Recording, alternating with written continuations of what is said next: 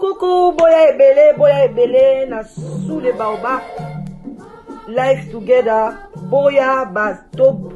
buka, to déraciner, célibat,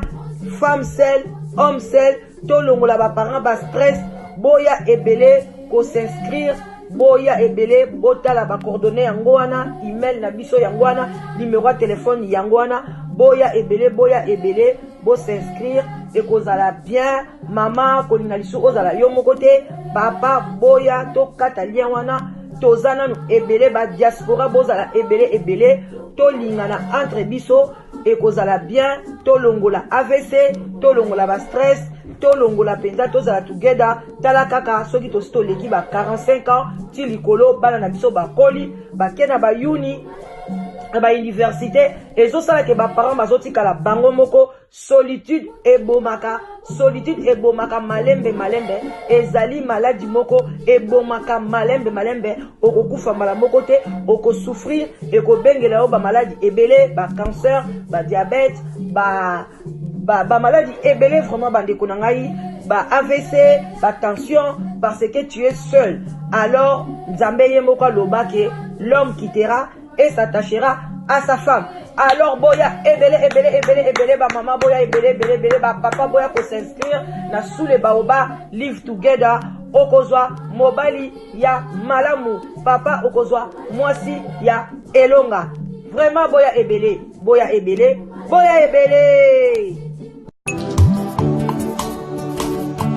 Ngayo nazunguka masinga yo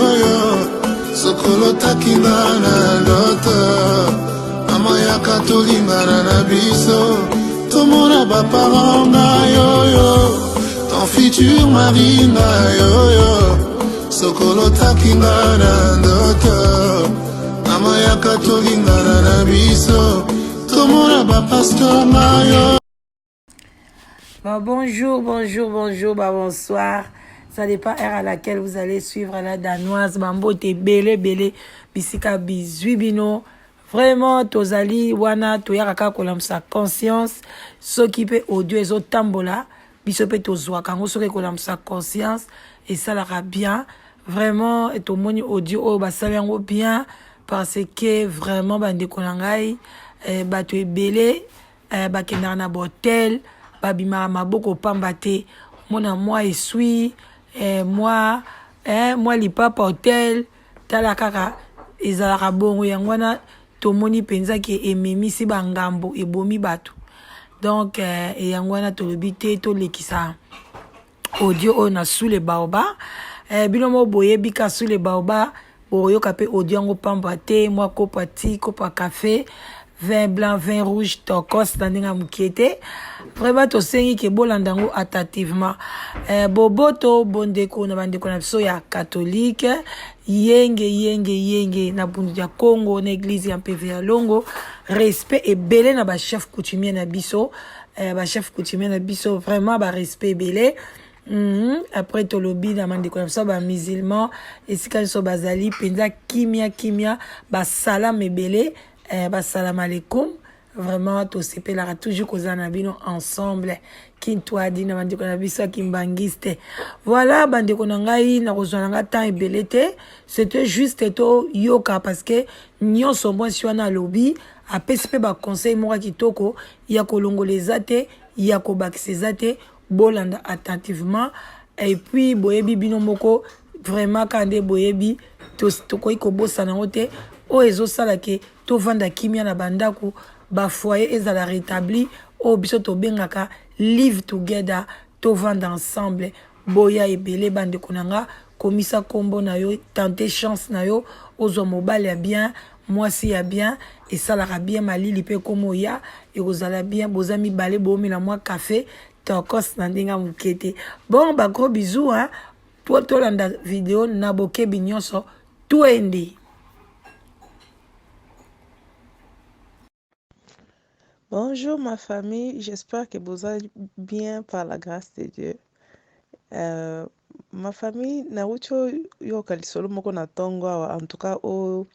été inganga bino, il faudra que je partage aussi avec ma famille.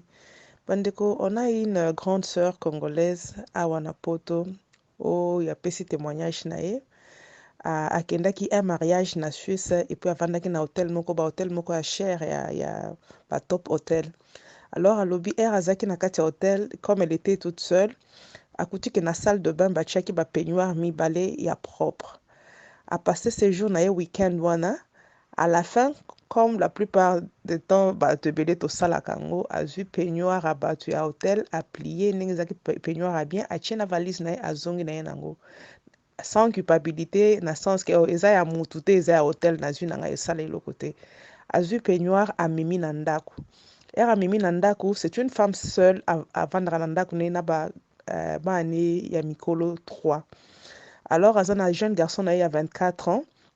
où il fallait voyager à quelque part avec na petite amie na ye bakende na Maroc ba voyager alors esali ke une nuit avant asokolaki peignoir ne na machine à laver esali ke baby ya ye baby couleur alors il a commencé à se tracasser parce que maman il faut na ke luka peignoir comme je voyage demandé maman la bi non ne t'inquiète pas naza na peignoir moko asika o nazwaki na hôtel la Suisse place na kendaki eza propre hein? Zwa peignoir utilisé. Le garçon est parti à Zui peignoir, à qui voyage, tout s'est bien passé.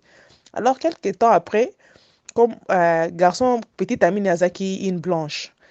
Abando mona susu mwasi wana na ndako nda tuni mwana me copine no aza wapi ape non maman tosi tokabwana parce que tokabwana ok ça va quelque temps après aye ko introduire une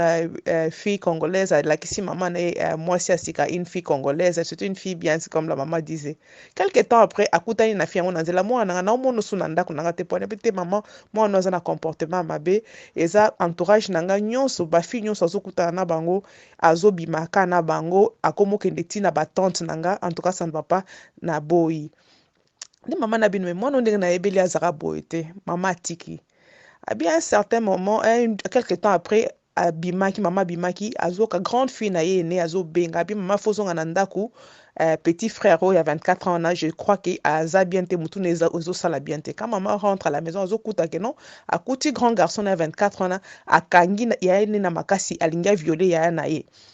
donc bazo comprendre te pourquoi maman na gangeli abimi na chambre ya grande sœur ne akemi kangela na chambre ne esili quelque temps après la maman elle-même azaki na téléphone na chambre na azoswa na copine azoka mwana azobetaka na porte maman tu as fini maman tu as fini maman tu as fini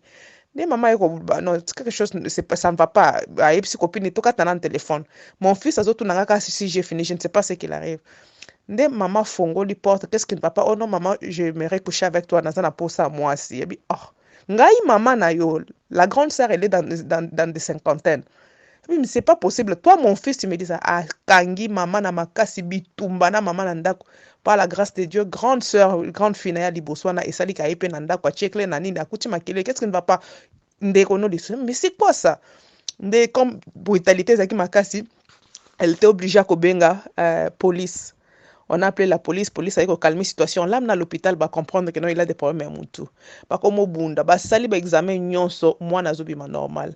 Et ça que maintenant le papa à maman et à moi nande bakabwana maman assis à bala moi si mususu une Ghanéenne c'est une femme chrétienne quand la femme baye peut visiter moi quand la femme regarde l'enfant puis ndenga ba enseignement biso tozoa quand je regarde votre fils et puis mon bal nenge moi nous on a un problème spirituel to que dans l'église na biso to me requête ya prière moi ne ba sambel là ba ken église prophète na bango proposé que non il faudra tozonga place hôpital moi na nazali to que sambel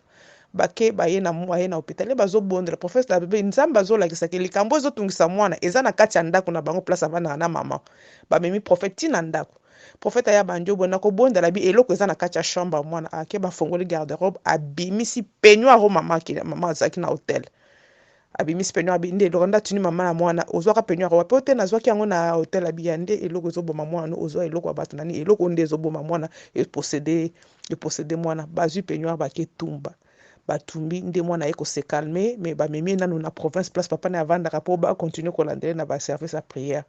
nde eteyinga ngabi biso nyonso tosaka yango ezaka soki oke na hotel omoni to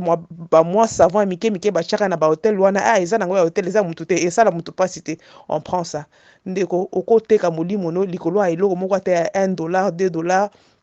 1 euro on le fait tout le temps mais tozokanisa neti babiloko ya bato tobangaka ezaka epa na biso na afrique nakoteka molimo na nga mais les blancs le font aussi ta ndenge mama akotisi trouble na kati ya ndako likolo ya peignoir on le fait baserviette ya bato ya bahotel on va tout le temps dans des hôtels omoni yo oza yo moko batielaki yo 4 serviettes na obima ozwi moko mibale otie na kati ya valise okei basavon balotion batiaka oteka molimo baoreiller eza na bamisusu ozobela oza na hôpital obeli era kobima ozwi mwa oreiller ya batu oyo baoreiller na bango eza ya bien eza ya qualité ya bien ozwi oreiller otie na kati ya nini obimi okitie na valise obimi bandeko foto eteyama mokili eza mabe biloko ya misala tozaka baplace surtout bato les femmes de chambre osali musala mwa savon mwa javel bato otie na sako oyo nango oya kotelesa nango toilette na o okoteka molimo to okozala oya kobebisa bavi ya bana biso nyonso eteyinga mpe ok musala era kokende supermarché eza te mpo nazwela bana biloko olia ofongoli mwa frigo ya musala na eza nango ya musala